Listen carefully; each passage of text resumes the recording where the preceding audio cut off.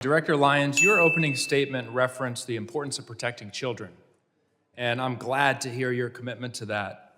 I want to focus on one of President Trump's mass deportation policies that the experts say harms children: child detention. In this administration, under your watch, ICE has booked nearly 4,000 children, and 1,000 of them have been held longer than the court-ordered 20-day limit. Recently, ProPublica obtained handwritten letters and drawings from children detained by ICE. These are letters from children describing what it feels like and what it does to them when the government locks them up. This is Ariana. She's 14 years old, detained for 45 days.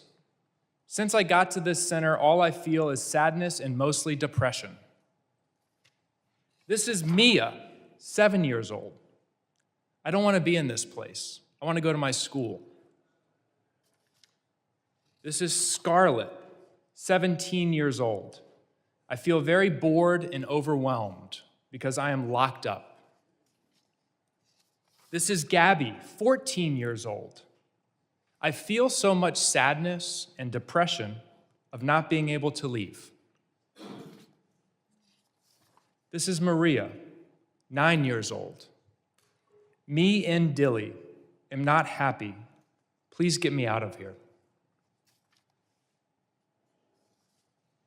This is a 12-year-old going to the doctor, and the only thing they tell me is drink more water.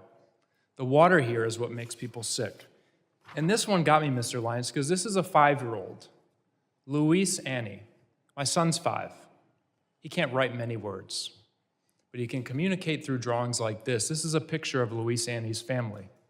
And you might be able to see that none of the faces are smiling. Child detention is not required by law. You know that. It's not the only option available, and it's not effective. We know that community-based alternatives can ensure compliance with proceedings without traumatizing these children.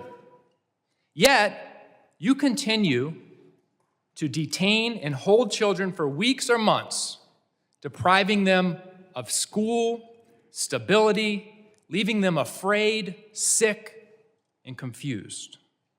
And one of the key reasons for your mass detention, including the detention of Liam and his father, is to pressure people to give up their legal opportunities and pathways to remaining in the United States. Liam's father was following the rules, following the legal process with a valid claim. Let me be clear. No child, not Liam Ramos, not Gabby, or any of these children should be used as pawns in Stephen Miller's sick and twisted great replacement agenda. Mr. Lyons, in 2025, the British Journal of Psychiatry analyzed all of the data on the impact of immigration detention on children's health.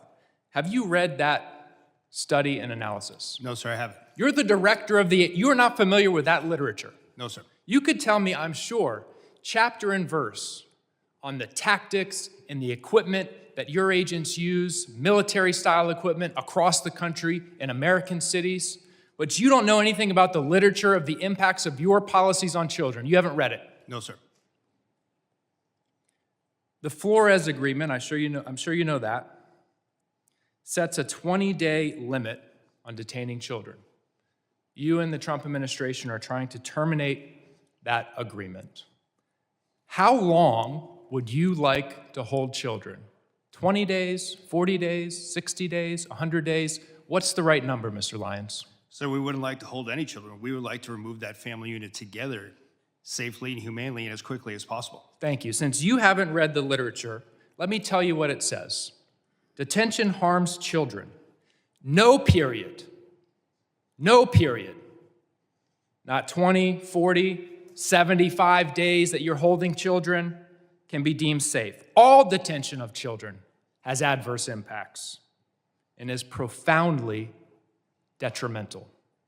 Your policies are profoundly detrimental to children. I yield back.